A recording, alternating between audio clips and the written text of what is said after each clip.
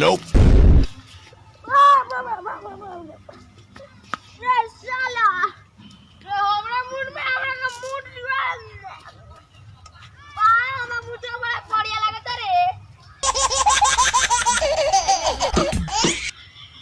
क्या हो झिंगा भाई, हम तो तारा के इतना शरीफ आदमी समझत रहनी हो, तू तो इतना बदमाश निकल।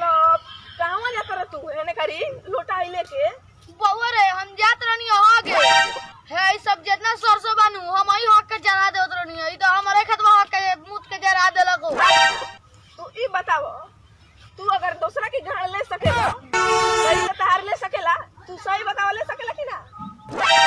ले सकेला नु? तो चलो पहले मैदान पे। हमर मुत चटा देलको हमरे ले, लेकिन मुतवा भाई जल ले बड़ा अच्छा लागल। Oh no. बहुत अच्छा। हां तो चलो ना, हम तो नीचे चटा दी। चला केने माने खेतवा तोरवा के खेतवा में ना बात भाई पूछ ना रह दे छोड़ छोड़। तब चटन आज के तार खोराकी मिल गई बा। अपने खामा से अपने चाट ले लो। तनी और चाटे के बा ना हम तारे बकला के खेत में झिंगुआ हक के जो जरैले बानी देखले बानी। गांव में हम तार नाम सुने में तू चाटे और साला हद से भर डले बा चलो ना हम तोरा के खामुटानी। तो वो तू चाट लिया गांव में, ओसे बीमारी ना फैलेला बाबू। हां चलो दिखाओ तनी पहले चलो चलो ए चलो चलो। चलो झिंगुआ चल चल।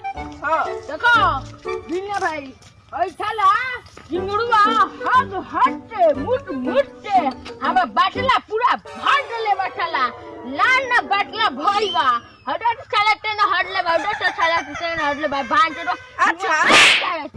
तो हम ई सोचा तानी कि अपना इलाका में जितना भी बाजार बा तू ऐसन बकला के बिजनेस करेला। ई तू गांव के सारे लोग के खियावत रह ले ले जाके। तो तनी झींगा भाई लाते जुते ला सारा इंकरा के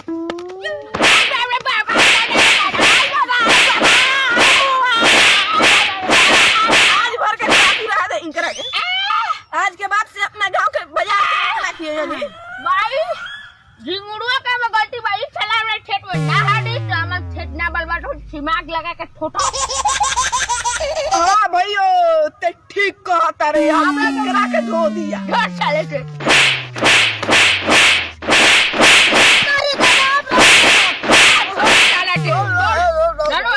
बात बता, आज के बाद से शौचालय में हकबे कि ना?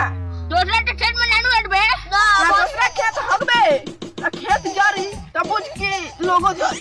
भैया रे माफ कर दे अब शौचालय ना हम गाने में घूम धाले दिन जिंदगी भर बैठे हम लोग भाई माफ कर दे। ठीक बा ढोल बजा ले ले बड़े बाबू उठ आज ले हगे के बाद तू हगला चला।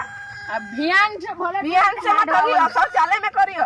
हम अगर तोरिया में तो हो जाता नहीं तोरी में है जो गांव चोरी में ढुका दी। चला तू आगे आगे जा, पीछे से आवत न भाई। चलो जा चलो तार व्यवस्था लेके आओ तन तो भयो तो हम तो मुट्ठे में आ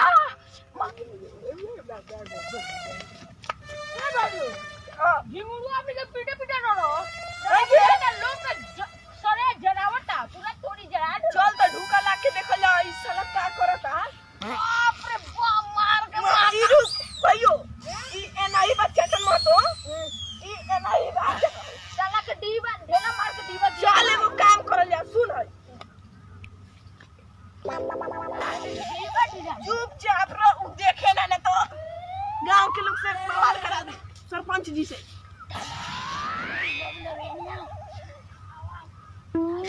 साला एकदम बड़ा बस मारता बाप रे बाप रे मर गई जाई जान मत धोले नाक को धोले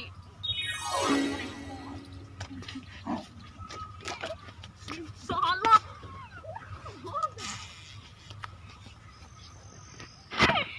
रुक घोड़े के ढेपा लेते आवतनी हम लूटो लूटो लूटो जाइए जान मत ओ मर गई हनी आप तेरी में इंटा लेके भयो रे ओ ढोंढे पा मार टाले दे दिरा दे तोरा गिरा दे मुकत्ती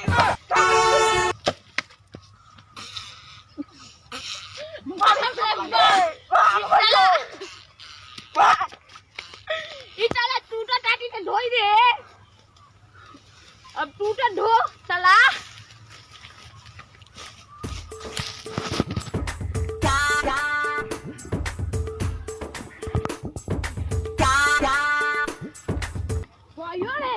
साला अयो।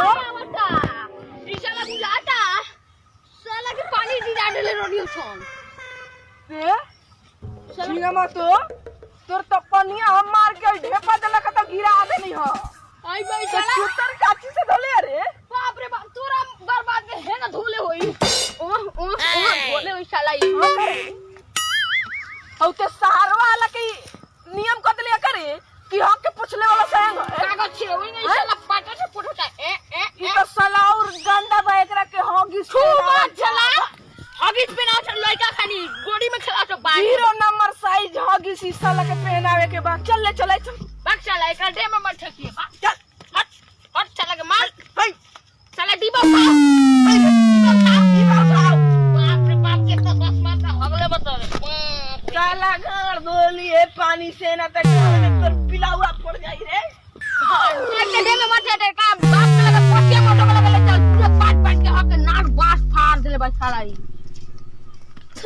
भैया राउर बेटवा तो पूरा खेत चरा देता गुलाबी गुलाबी हग के हो ठीक हो बानी भैया ई जे ये पैदा भई रहे तो ये हफ्ते हफ्ते भगीज में चाट ले रहे सही बात भैया कहनी है योही ना चट ले तो साला आ दूसरों के चटोइला कालू के डेट में हई चाटन जी के औस में चटा देले रह मार के हम उल्टी करत करत कुछ ना खानी कुछ ना खानी ई चला इतना के गुलाबी बाप रे अभी ले बास बड़ी माकल बा भैया राउर बेटा के बाबूजी तू ही तनी कहिया हम ही चला रानी का जाके पूछ पिया का रुपया ला राउर बेटा के भैया सुनी चुप भैया एकरा के पढ़ा नहीं रखा ई बड़ी फालतू गिरी करता अरे करा तो गला बा जाला खाली गान लिया वाला स्टोरी में बाप रे बाप तो भैया देख बात देलक साला छिना लगा